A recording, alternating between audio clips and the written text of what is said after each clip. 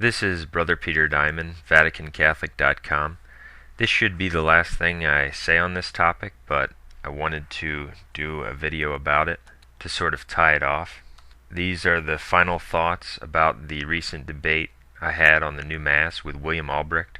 In the description for this video, I've linked up an article that I wrote on this topic, and we hope that anyone who's interested in this issue will read the article because it not only contains important points exposing William Albrecht, the person I debated on the new Mass, as a proven liar and fraud, but it also revisits some key points on the validity of the new Mass issue which were made in the debate.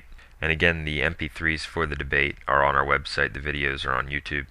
We encourage everyone to listen to them. It's an important debate. In short, this article proves, without any question, that William Albrecht blatantly lied about St. Jerome in the debate, made up a quote, that he grossly distorted a homily of St. Ephrem and turned it into a, quote, consecration prayer, which uses all, and that he blatantly lied about the Council of Trent. But in the last video, I mentioned how during the debate, because he had no response to my rebuttal that not every ancient text or ancient consecration prayer was approved by the Church, Albrecht resorted to fabricating a quote from St. Jerome, and he said that St. Jerome approved a homily of St. Ephrem for the consecration as valid. And I didn't believe this claim because it was implausible to begin with.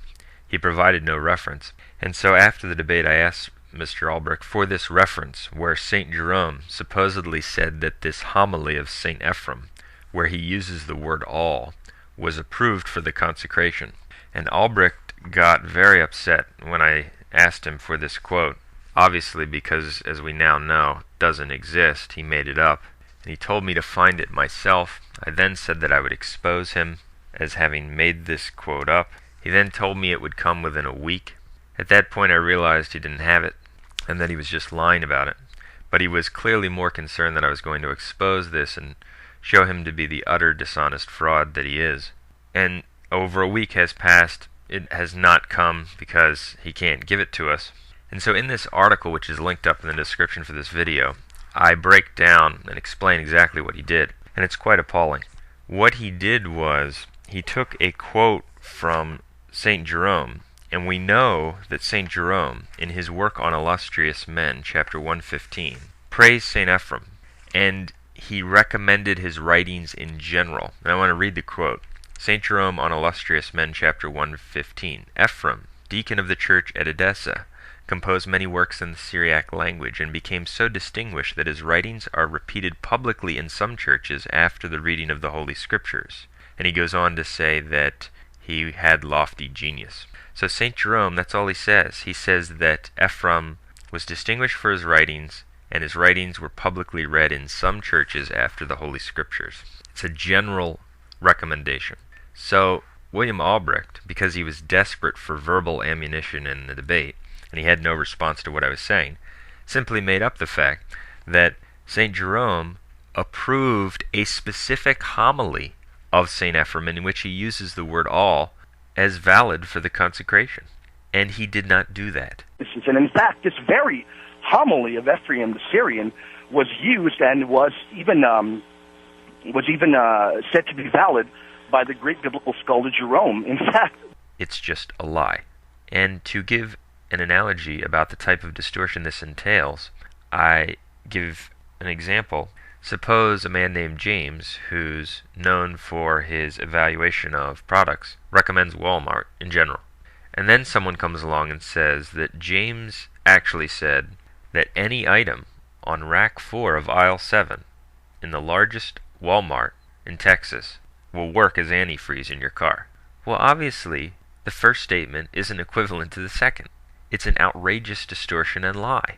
And that's the equivalent of what Albrecht did, because he had no argument, and so, to sort of look like he had a response, he made one up.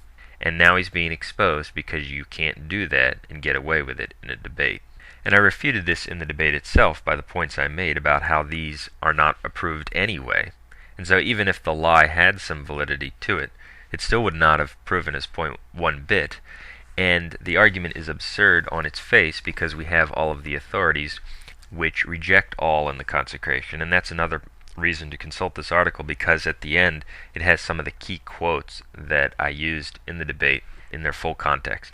But what's additionally outrageous is that Albrecht continues to posture as if he has this reference, just hasn't gotten around to giving it to us.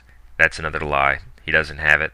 And it shows that the dishonesty, the level of it that we're dealing with here, is frightening.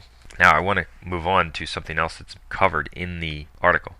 As I mentioned in the debate and exposed him, he lied about the Council of Trent. He repeatedly said that the biblical accounts were defined by the Council of Trent as valid forms of consecration. I completely refuted this in the debate and said this is not true. He just made it up.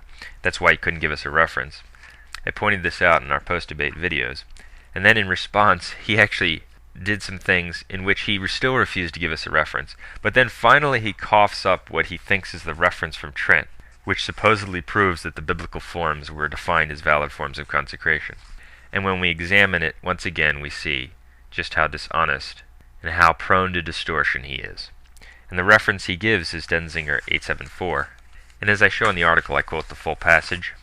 It simply says that Jesus testified in clear and definite words that he gave the apostles his own body and blood, and those words which are recorded, and it gives Matthew 26, Mark 14, Luke 22, by the holy evangelists, and afterwards by St. Paul, 1 Corinthians 11, since they contain within themselves that proper and very clear meaning in which they were understood by the fathers, it is a most disgraceful thing for some wicked men to distort into fictitious and imaginary figures of speech.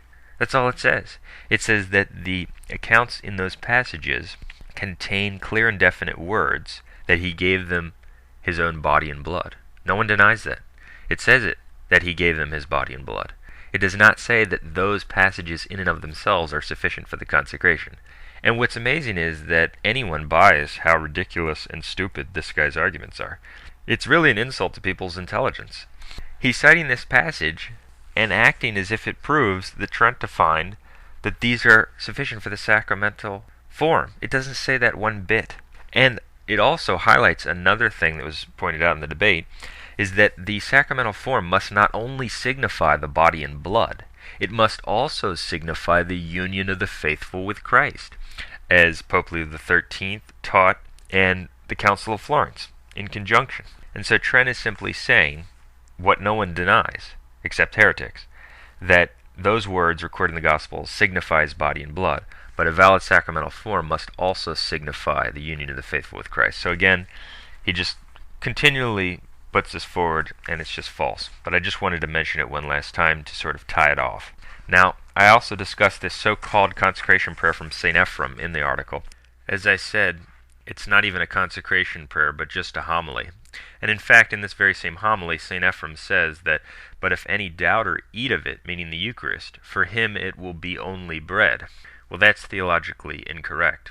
The Eucharist doesn't cease to be the Eucharist if someone doubts it. So again, it shows how fallacious the argument was, and it proves the point that I made in the debate. But that's covered in the article. And so I wanted to put this on a video because it proves that Albrecht is a totally dishonest fraud. And we said that we'd debate him on the heresies of Vatican II if he publicly admitted that he lied about the quote from St. Jerome, which I don't think he will do. But there are additional concerns, because he originally didn't put this audio up so that it would be available for the few people who look at his stuff until a full week after we had it available. He obviously wasn't too enthusiastic about getting it out there for people. And when he finally released an MP3 to a few people, I started to listen to this, and I'm barely audible on this MP3 that he released, especially as you go later in the debate. I can understand that he doesn't want people to hear what I have to say, because I refute all of the points he brings up.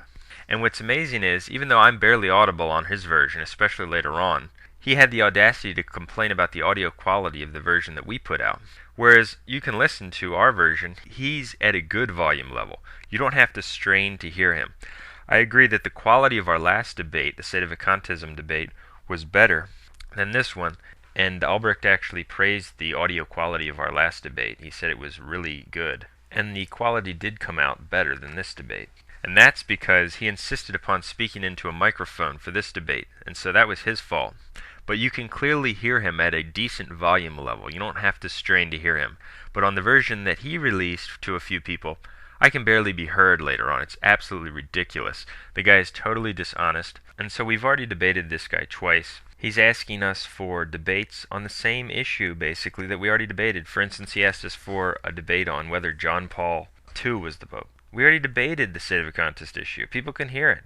I know you want to try to redo it, but we're not going to waste our time debating you on the same topic, essentially, that we already debated you on. We don't, like you, need replacement debates. We need people to listen to the ones we've had. We also debated William Goley, who has asked us for another debate, and we didn't do it because it doesn't serve us to debate him again and refute him, because then people say, well, you've already refuted him, that doesn't prove anything. And so we've debated this guy twice. He's been thoroughly discredited, refuted, and proven to be a public liar, and he has not met the condition that we imposed upon him, and in fact continues to lie about it. For all those interested in this topic, I recommend you to check out the linked article.